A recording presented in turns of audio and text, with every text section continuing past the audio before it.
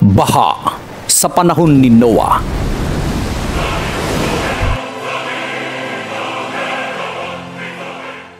Ang naging pinakamatinding puot ng manlilikha sa kanyang nilikha.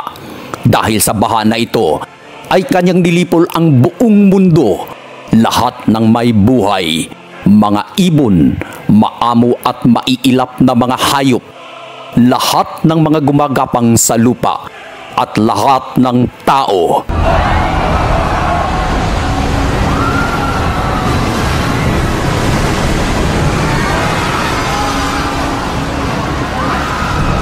Ay namatay, maging ang pinakamataas na bundok ay nalunod.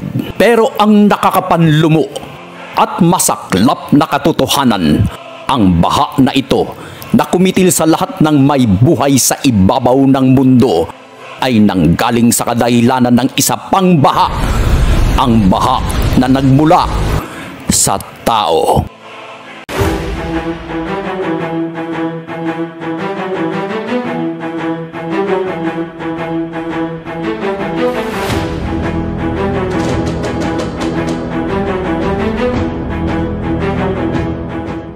Oo mga kababayan ko, baha na mula sa tao, baha na naging sanhi ng puot ng Diyos, baha na nagpapatuloy at nandito na naman ngayon sa panahon natin.